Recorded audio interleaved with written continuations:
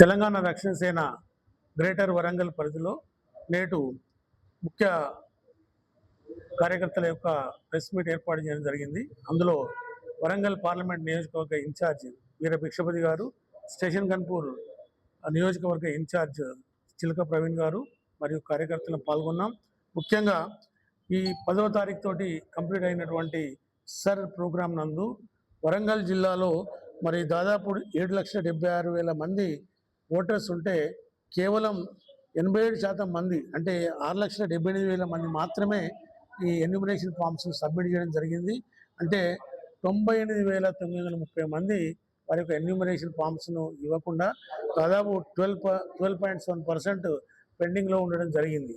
అట్లాగే హన్మకొండ జిల్లా వరకు వస్తే హన్మకొండ జిల్లాలో మొత్తం 5,09,014 మంది మరి ఓటర్స్ ఉంటే కేవలం 4,07,148 మంది మాత్రమే ఈ ఎన్యూమరేషన్ ఫామ్స్ను పూర్తి చేసి మరి దాదాపు 20% ఓటర్స్ నమోదు చేసుకోలేదు.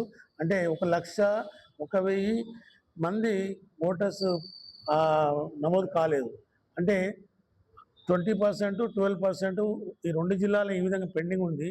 మరి ఈరోజు గౌరవ ముఖ్యమంత్రి గారు హైదరాబాద్లో చెప్తూ పత్రికలో వచ్చిన ప్రకారంగా మరి జిల్లాలో ఉన్నటువంటి ఇన్ఛార్జ్ మంత్రుల యొక్క వైఫల్యం వల్లనే దాదాపు స్టేట్ మొత్తంలో 23% మంది ఓటర్స్ నమోదు కాలేదన్న విధంగా మరి ప్రకటించడం జరిగింది. మరి వరంగల్ ఇన్ఛార్జ్ అయినటువంటి మరి గవర్నర్ పొంగులేటి శ్రీనివాసరెడ్డి గారు మరి దీనికి బాధ్యత వహిస్తూ ముఖ్యమంత్రి గారికి మరి వారు అన్న మాటకి మీరు కంపల్సరీ రిజైన్ చేసి వారి యొక్క చిత్తశుద్ధిని నిరూపించుకోవాల్సిన అవసరం ఉందని తెలియజేస్తున్నాం. వాస్తవానికి ఈ ఎన్యూమరేషన్ అనేది మరి ఓటర్లకు సంఖ్య ఎందుకు తగ్గింది? ఈ డిఎల్ఓలు సరిగా ఇంటింటికి విజిట్ చేసి మరి చెక్ చేశారా లేదా, ఎంకరేజ్ చేశారా లేదా అనేది కావాలి.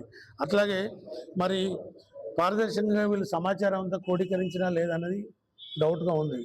ఇప్పటివరకు ప్రకటించినటువంటి ఎన్యూమరేషన్ ఫామ్స్ యొక్క వివరాలన్నీ కూడా మరి మా రాజకీయ పార్టీలు అన్నిటి కూడా క్షుణ్ణంగా ఇవ్వాల్సిన అవసరం ఉంది.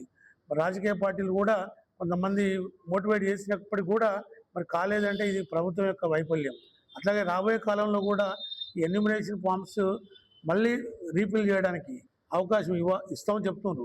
ఆ డేట్స్ ఏ రోజులలో ఎప్పుడు మళ్ళీ ఎన్యూమరేషన్ చేస్తారు అనేది మా విస్తృతమైనటువంటి ప్రచారాన్ని గవర్నమెంట్ నిర్వహించి మరి ఇప్పుడు ఉన్నటువంటి సంఖ్యను ఇంకా పెంచాల్సిన అవసరం ఉంది.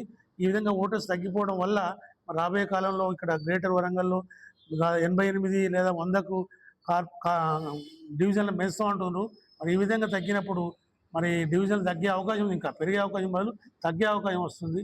అప్పుడు అందరం కూడా డిసప్పాయింట్ అయ్యి సరైనటువంటి ఫెసిలిటీస్ లేకుండా ఇబ్బంది పడే అవకాశం వస్తుంది. కాబట్టి ప్రభుత్వం ముఖ్యంగా వరంగల్, హన్మకొండ 2 జిల్లాలపై కాన్సన్ట్రేట్ చేసి అందరినీ కూడా ఎన్యూమరేషన్ ఫామ్స్ నింపేటట్టుగా ఎంకరేజ్ చేయాలని కోరుతున్నాం.